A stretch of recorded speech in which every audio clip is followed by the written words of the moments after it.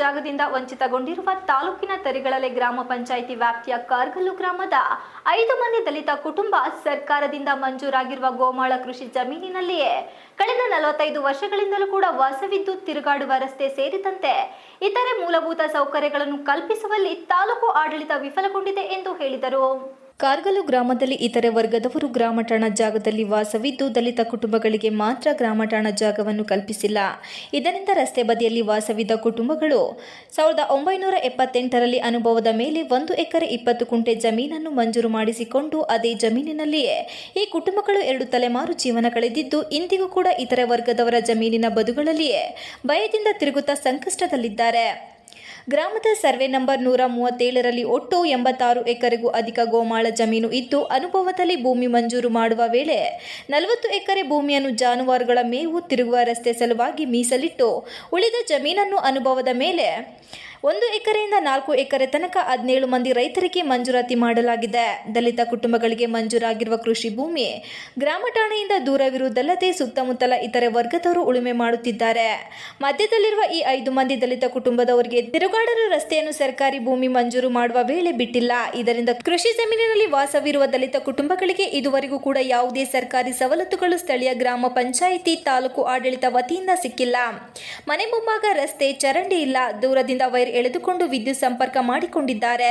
ಕೊಳವೆ ಬಾವಿಯ ನೀರೇ ಇವರಿಗೆ ಆಸರೆಯಾಗಿದೆ. ಹೊಸದಾಗಿ ಮನೆ ನಿರ್ಮಿಸಿಕೊಳ್ಳಲು ಆಲೋಚನೆ ಮಾಡಿದರೂ ಸಹ ಸಾಮಾನನ್ನು ಸಾಗಿಸುವ ರಸ್ತೆ ಇಲ್ಲದಿರುವುದರಿಂದ ಹಳೆಯ ಮುರುಕಲು ಮನೆಯಲ್ಲಿಯೇ ವಾಸವಿದ್ದಾರೆ. ನೊಂದ ಮಹಿಳೆ ಶಿವಮ್ಮ ಮಾತನಾಡಿ, ನಮ್ಮ ಪೂರ್ವಿಕರು ಕಾರ್ಗಲ್ಲು ಗ್ರಾಮದಲ್ಲಿ ವಾಸವಿದ್ದರು. ಬಳಿಕ ಆ ಜಾಗವನ್ನು ನಮ್ಮಿಂದ ಸರ್ವಣಿಯರು ಕಿತ್ತುಕೊಂಡು ಬೀದಿಗೆ ತಳ್ಳಿದರು. ಸರ್ಕಾರದಿಂದ ಮಂಜೂರಾದ ಭೂಮಿಯಲ್ಲಿ ಮನೆ ಕಟ್ಟಿಕೊಂಡು ಸಂಕಷ್ಟದಲ್ಲಿ ಜೀವನ ಸಾಗಿಸುತ್ತಿದ್ದೇವೆ. ರಸ್ತೆ ಮಾಡಿಸಿಕೊಡಿ ಎಂದು ಗ್ರಾಮ ಪಂಚಾಯಿತಿ ತಾಲೂಕು ಆಡಳಿತಕ್ಕೆ ಮನವಿ ನೀಡಿದರೂ ಕೂಡ ಗಮನ ಕೊಟ್ಟಿಲ್ಲ.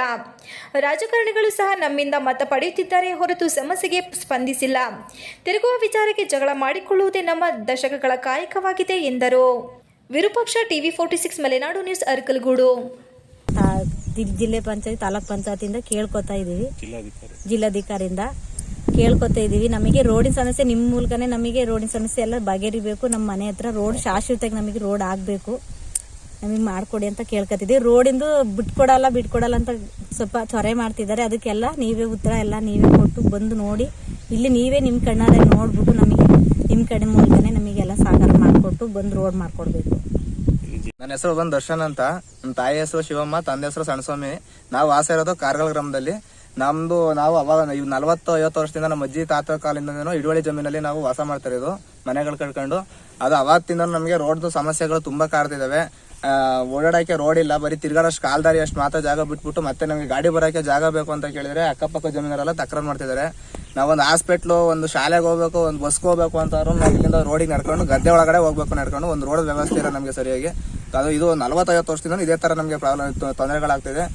ಈಗ ಅದಕ್ಕಾಗಿ ನಾವು ಮನೆ ಮಾಡ್ಕೊತಾ ಇರೋದು ಏನಂತಂದ್ರೆ, ನಮಗೆ ಕಾಯಮಾಗಿ ಶಾಶ್ವತವಾಗಿ ಒಂದು ರೋಡ್ ಬಿಟ್ಕೊಡ್ಬೇಕು ಅಂದ್ಬಿಟ್ಟು ನಾವು ಜಿಲ್ಲಾಧಿಕಾರಿಗಳಿಗೆ ಮನವಿ ಮಾಡ್ಕೊತಾ ಇದ್ವಿ. ಇದ್ರ ಪ್ರಕಾರವಾಗಿ ನಾವು ತಾಲೂಕ್ ಪಂಚಾಯತಿಗೆ, ಜಿಲ್ಲಾ ಪಂಚಾಯತಿಗೆ, ತಹಶೀಲ್ದಾರ್ಗೆ ಪ್ರತಿಯೊಬ್ಬರು ಅರ್ಜಿ ಕೊಟ್ಟಿದ್ವಿ. ಬಟ್ ಯಾರು ಬಂದು ಏನು ಒಂದು ರೆಸ್ಪಾನ್ಸ್ ಮಾಡಿಲ್ಲ ನಮ್ಗೆ ಇದುವರೆಗೂ. ಹಂಗಾಗಿ ನಾವು ಇದನ್ನ ಕಳಕಳಿಯಾಗಿ ಮನವಿ ಮಾಡ್ಕೊಳ್ತಿದ್ವಿ. ನಮ್ಗೊಂದು ರೋಡ್ ಕಾಯಮಾಗಿ ರೋಡ್ ಒಂದು ವ್ಯವಸ್ಥೆ ಮಾಡ್ಕೊಡ್ಬೇಕು ಅಂತ ಅಂದ್ಬಿಟ್ಟು ನಾವು ಇದು ಮಾಡ್ತಾ ಇದ್ದೀವಿ.